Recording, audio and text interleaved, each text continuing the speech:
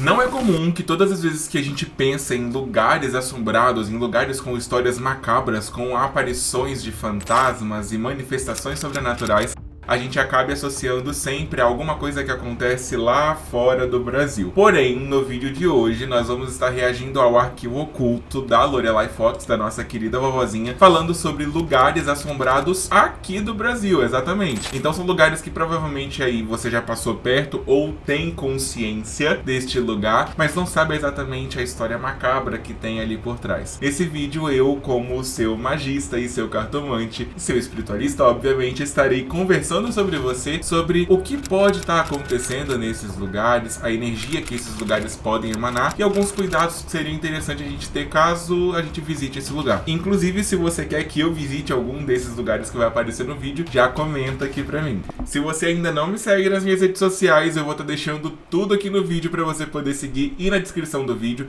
no Instagram, @VictorSlater, no TikTok, @Victor.Slater.magista. Me segue em todas as plataformas para ficar por dentro do conteúdo. Hoje, eu, Fefe e Tiago de Souza vamos visitar os 4 cantos do Brasil para descobrir alguns dos lugares mais assombrados do nosso país. Só essa música já dá medo. Fefe, você também é uma grande investigadora paranormal, né? Digamos que sim. Pelos seus conteúdos eu vejo isso. Você já foi em algum lugar mal assombrado? Eu já fui no Hotel Cécio. Sério? Do caso da Nossa, Elisa então Lam. já começou Não, pesado. Já foi alto. Meu Deus. Já fui lá, foi... A rua ali tá meio estranho hoje em dia, né? Não tá muito acessível pra... Tem muitas A barra pessoas. pesada, Tá bem barra pesado, digamos assim. E então... Eu não conseguia entrar, né? Hoje em dia tá ocupado, tem pessoas que moram lá. Então, não dava muito pra entrar. Mas eu cheguei ali na porta, dei uma olhada, e o pessoal ficou me olhando, tipo... O que você quer, meu amor? Você não é daqui, sabe? Rala. E aí eu gravei, assim, rápido. Mas deu pra ver a caixa d'água, deu pra ver, sabe? Todos os... E sentiu energias paranormais. Não, a gente... Se você não conhece, esse Hotel Cécio é onde aconteceu o caso da Elisa Lam, que é um caso extremamente maluco, que ninguém consegue entender exatamente o que tá rolando. Tem algumas gravações dela entrando no elevador, ela tá ali tendo, provavelmente, algum tipo de questão psiquiátrica, porém muitas pessoas acabam associando a algo de influência direta e espiritual também. Inclusive, se você quer um vídeo mais detalhado sobre o caso da Elisa Lam, que é um caso... que até tira o sono, dependendo se você for muito sensível, já deixa aqui nos comentários que eu trago esse caso pra gente poder reagir junto.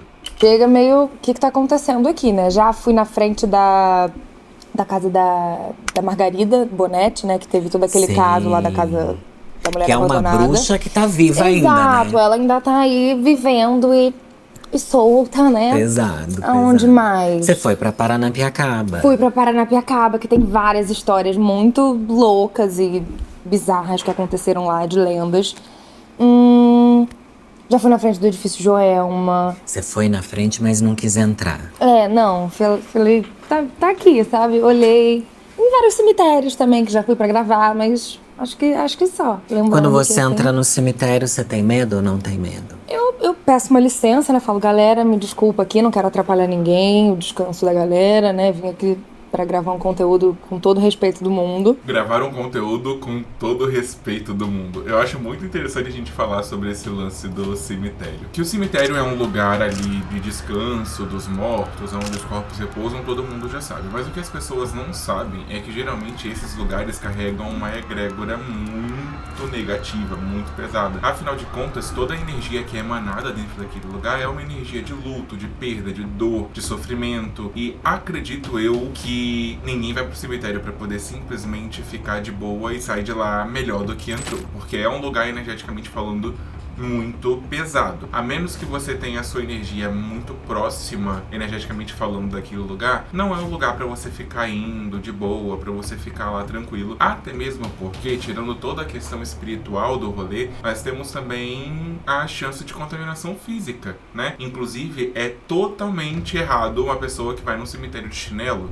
por exemplo, ou com alguma parte do corpo muito exposta, principalmente se você tiver alguma ferida, alguma unha encravada, alguma coisa do tipo, pode ser que você acabe pegando alguma coisinha no sentido físico mesmo do rolê, e isso desencadeie várias coisas, problemas físicos, como você pegar alguma coisa que vai apodrecendo você de dentro pra fora. Que são pessoas que estão ali descansando, né? Então você vai meio coisa. Mas a energia tá sempre ali. Você sente uns negócios, uns calafrios às vezes, mas não. O público me pede muito pra eu fazer um arquivo oculto onde eu visito os lugares. Você tem que ir. Jamais. Porque daí eu que vou ficar cheia de encosto, não dá, né, gente? Não, realmente. Quando eu fui uma vez, depois foi uma pessoa lá em casa limpar a minha casa e ela falou, então, tem coisa. algumas coisinhas que vieram de cemitério. Você foi no cemitério recentemente? Aí eu... semana passada. E aí, realmente, vem algumas coisas, E a pessoa te deu essa dica e não, te ensinou tirou. a... ela tirou. Ela não só... É muito interessante esse lance ali do cemitério, né? Sobre você não pegar nada do cemitério, sobre você não tirar nada do cemitério, justamente por conta disso, né? Tudo que você toca, tudo que você mexe é impregnado da sua energia. Coisas que estão no cemitério são entregues, em tese, para os mortos que estão ali, né? Então, se você está tirando alguma coisa dali de dentro, talvez não seja tão interessante, talvez você esteja mexendo ali com um morto que seja muito apegado a alguma coisa, enfim. Por isso que não é interessante você ficar indo em cemitério, pegando coisa de lá de dentro ou qualquer outra coisa do tipo. Exceto para trabalhos espirituais, mas quem faz algum tipo de magia ou qualquer outra coisa do tipo, já tem conhecimento de como entrar no cemitério, do que pode ser tirado de lá, de como tirar aquilo de lá e principalmente de como lidar com espíritos zombeteiros, espíritos obsessores que podem vir tentar cobrar alguma coisa, porque sim, isso acontece, isso é uma verdade. Você pode atrair sim espíritos indesejados para sua vida, para sua casa, dependendo dos lugares que você frequenta. Avisou e deixou pra você, né? Fica aí, lide com Se isso. vira. Não, tirou. Disse que tirou, né? Então, eu acreditei. Eu acho que é de uma necessidade que a gente tem de reencantar o mundo. Porque o terror, ele mora num pilar, né? Então as histórias, elas são construídas muito para nos deixar com medo. E aí a gente tem um outro pilar, que é o pilar da religião, que fenômenos sobrenaturais também ocorrem, mas eles têm um outro recorte. Tem um recorte dogmático, tem um recorte mais conectado com uma ausência de poderes humanos, então coisas sobrenaturais normalmente não tem a nossa ação, a gente está meio à deriva nesse universo de forças.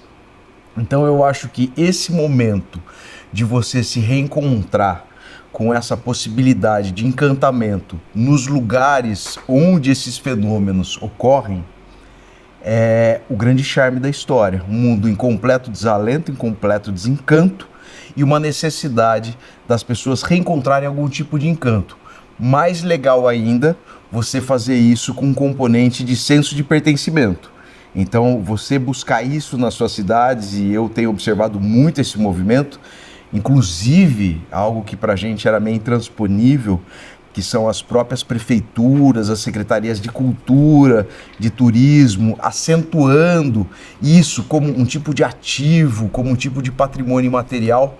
Eu acho que tem ocorrido por causa disso. Só tem história de assombração porque tem trauma, porque tem ferida aberta. Então a gente vai encontrar um monte de acontecimentos, de desgraças, de tragédias mal resolvidas, conectadas imediatamente com as histórias sobrenaturais das cidades. Então, eu gosto de falar que cada cidade tem a assombração que cultiva, a assombração que merece.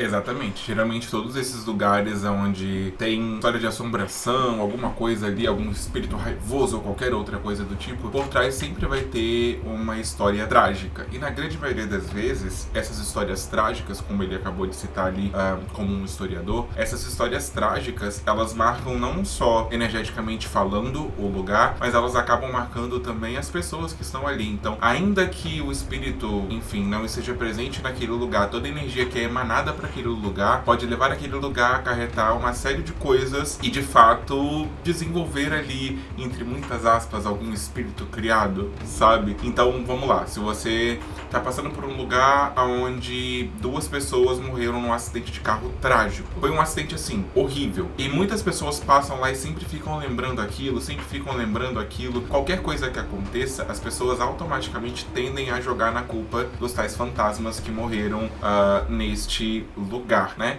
Então, das pessoas que morreram neste lugar, no caso. Então, é muito interessante a gente ter essa ideia, porque nem sempre vai ser a assombração, vai ser o espírito da pessoa que vai estar pairando naquele lugar. Às vezes é só uma egrégora formada em cima daquele lugar, uma energia densificada em cima daquele lugar, que acaba fazendo com que essa pessoa... que acaba fazendo com que esse lugar se torne cada vez mais carregado energeticamente falando, e todos os acontecimentos ali acabem caindo na conta de um espírito que viveu uma história trágica. Nossa primeira parada é logo no edifício Joelma, o local assombrado mais conhecido do Brasil. Localizado próximo à Avenida 9 de Julho, uma das principais vias de São Paulo, o edifício Joelma foi inaugurado em 1972. Por lá, trabalhavam cerca de 750 pessoas, a maior parte no extinto Banco Crefisul, que alugou o prédio para servir como escritório. O edifício era moderno e imponente para a época, com seus 25 andares. Mas foi no primeiro dia de fevereiro de 1974 que o Joelma mudou de vez a paisagem da cidade. Por volta das 8h45 da manhã, um curto-circuito no sistema de ar-condicionado provocou faíscas que rapidamente se espalharam pelo local. Carpetes, cortinas de tecido, divisórias de madeira e os botijões de gás das copas ajudaram a acelerar as chamas, que em apenas 5 minutos alcançaram o último andar do prédio. O Joelma havia se transformado em um inferno vertical. O incêndio mobilizou mais de 250 bombeiros e todos os caminhões-pipa da cidade. Ao todo, 189 pessoas morreram queimadas, asfixiadas ou em decorrência das quedas. Os bombeiros estimam que cerca de 40 funcionários saltaram das janelas e da cobertura do prédio em direção à morte. Mesmo que as pessoas lá embaixo na rua ficassem erguendo cartazes para que elas não pulassem. Mais de 400 pessoas conseguiram sair com vida, mas cerca de 345 delas ficaram feridas. Esse é considerado o segundo maior incêndio de um arranha-céu em número de vítimas, ficando atrás apenas dos atentados às Torres Gêmeas. Após perícia, o Ministério da Justiça constatou que no edifício não havia sinalização de saída de emergência, alarmes contra incêndio, portas corta-fogo, nem heliponto, o que dificultou e muito o resgate das vítimas. Para piorar, o sistema hidráulico estava desligado.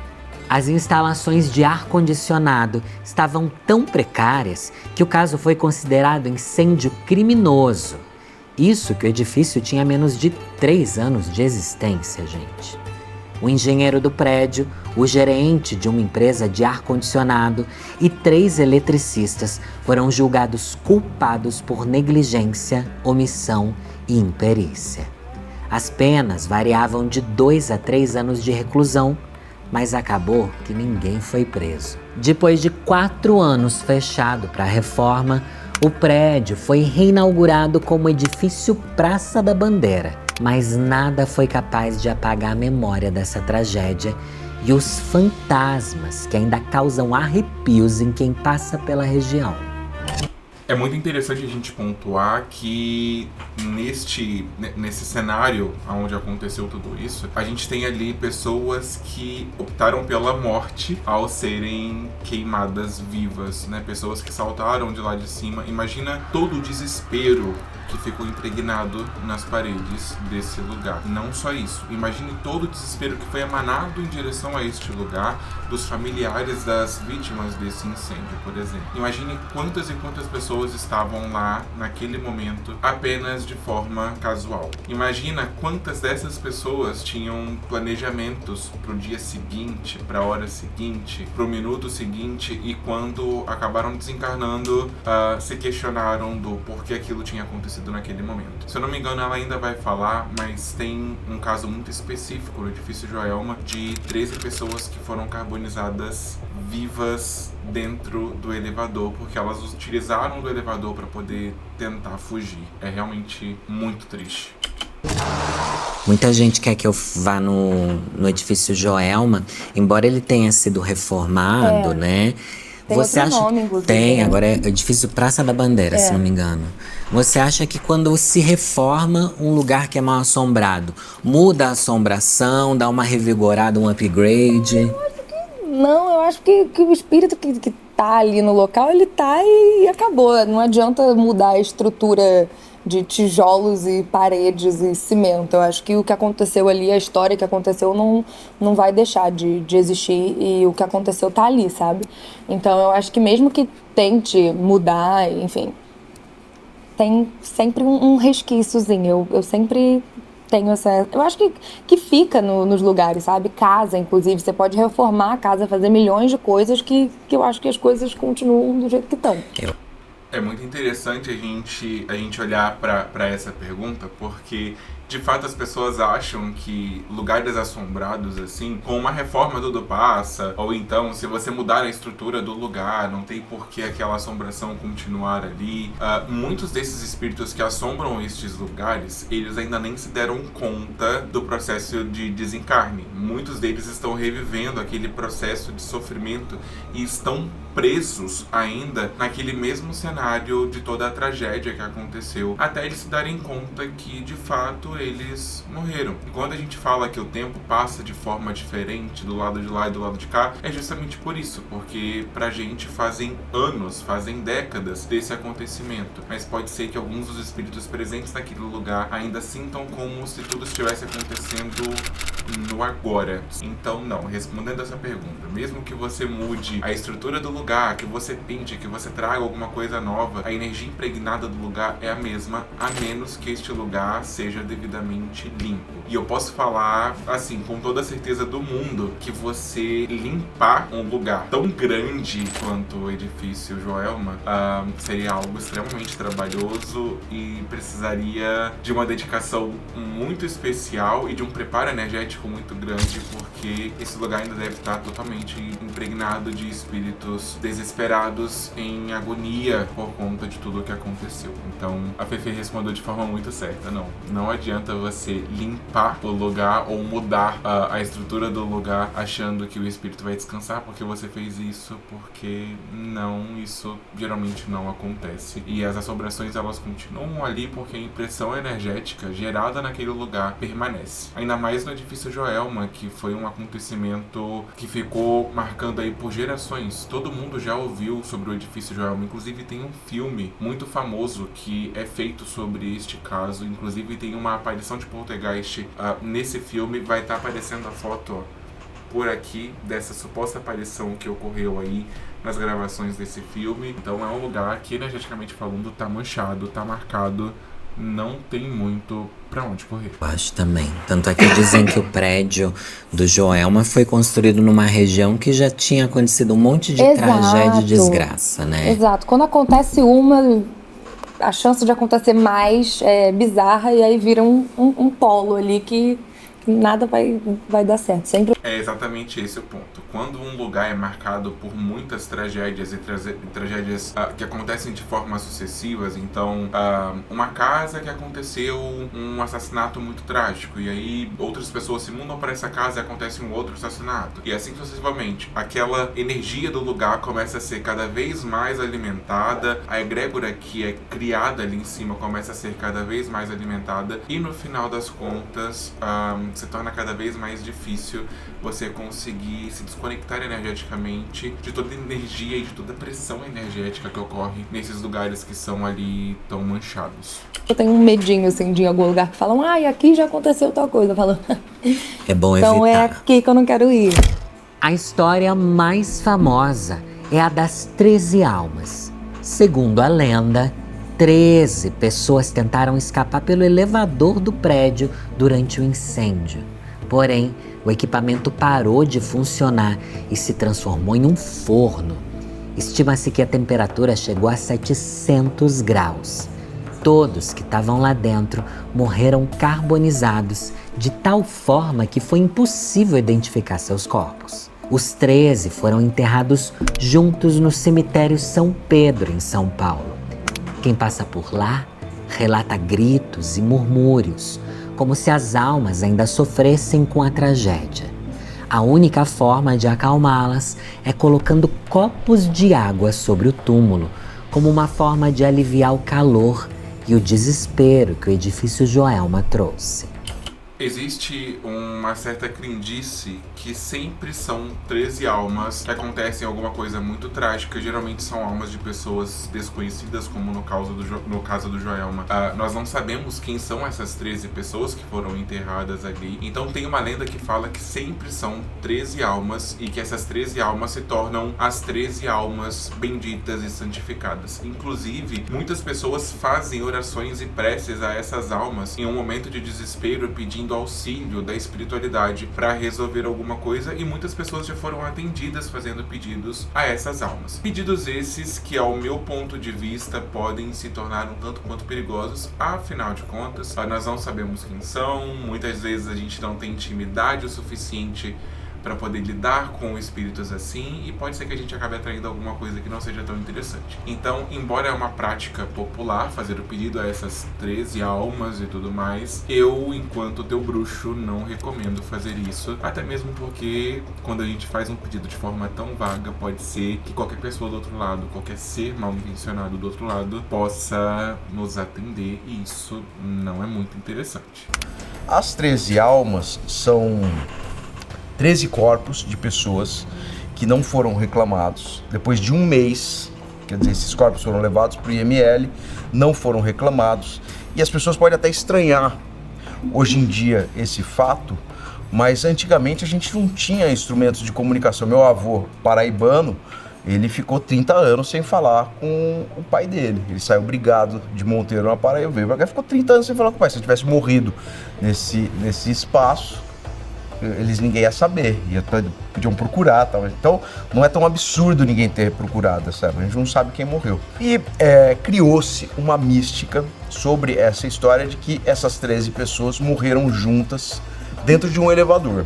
Isso não é verdade, não é oficial, mas de fato essas 13 pessoas, esses 13 cadáveres foram levados para o cemitério da Vila Alpina e foram sepultados, perfilados.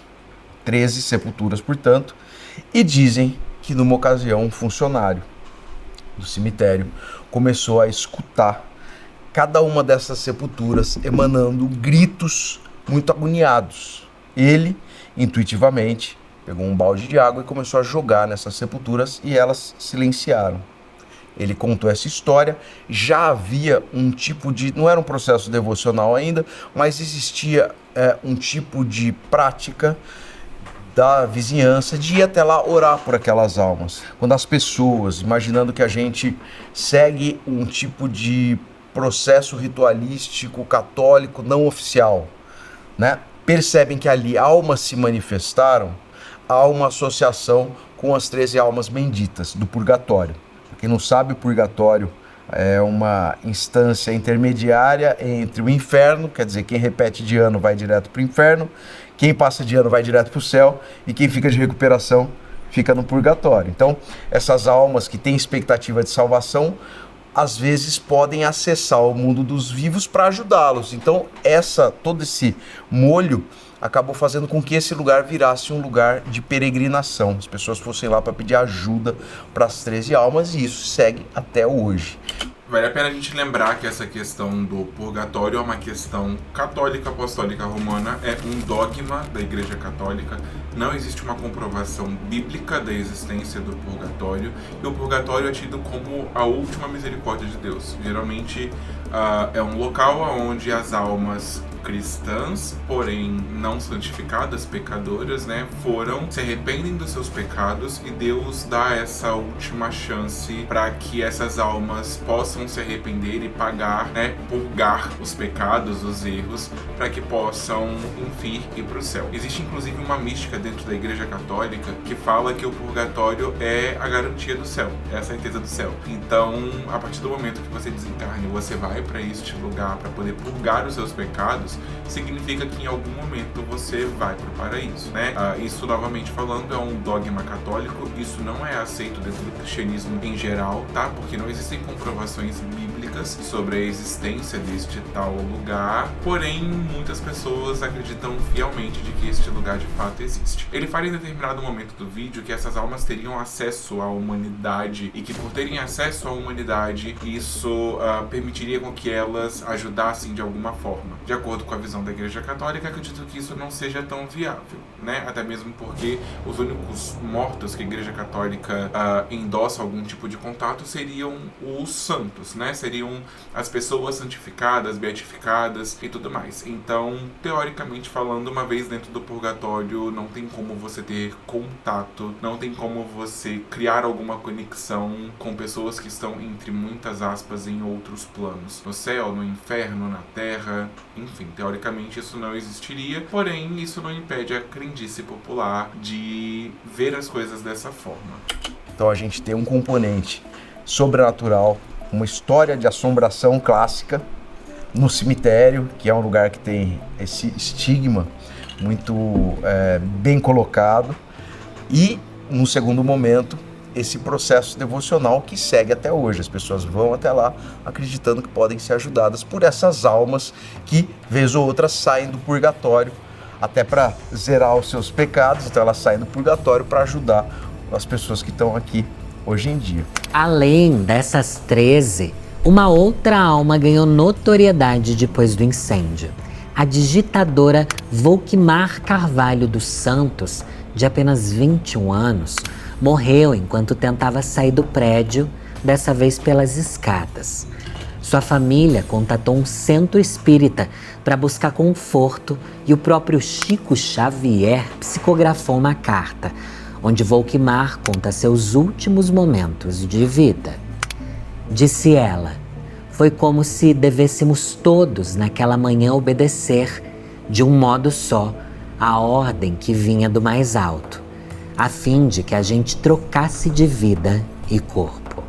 Um segundo fenômeno parecido com pessoas que morreram também no Joelma, que é um casal que eu encontrei no Cemitério da Paixão. Interessante, um casal no Cemitério da Paixão de Franco da Rocha. Eles também são considerados pela comunidade como milagreiros de cemitério. Então não apenas as 13 almas, mas hoje a gente tem uma segunda possibilidade de fenômeno devocional, que é esse casal em Franco da Rocha.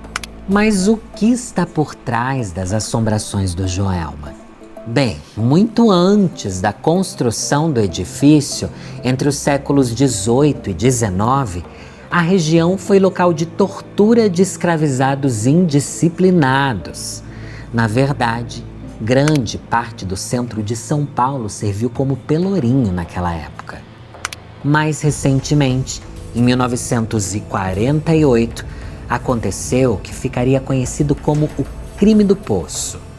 No terreno onde ficava o edifício Joelma, Paulo Ferreira de Camargo, Sua mãe e 2 irmãs moravam em uma casa que foi palco de um dos assassinatos mais famosos da cidade. Em certo dia, Paulo mandou fazer um poço no quintal da sua casa para que ele pudesse fazer algumas pesquisas relacionadas ao trabalho.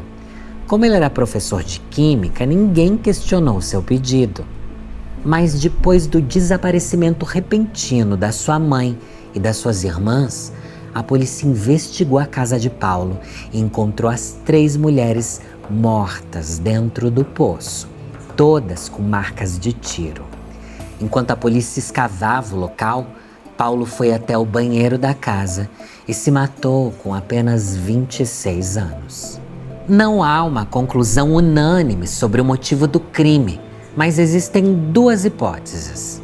A primeira é que sua família estava muito doente e ele não teria condições financeiras de cuidar delas. A segunda teoria é de que as mulheres da casa não aceitavam seu relacionamento. O fato é que o crime recheou as teorias sobre a maldição da região, que em 1972 também viu o edifício Andraus, localizado a menos de 2 quilômetros de distância do Joelma, pegar fogo e deixar 16 vítimas fatais.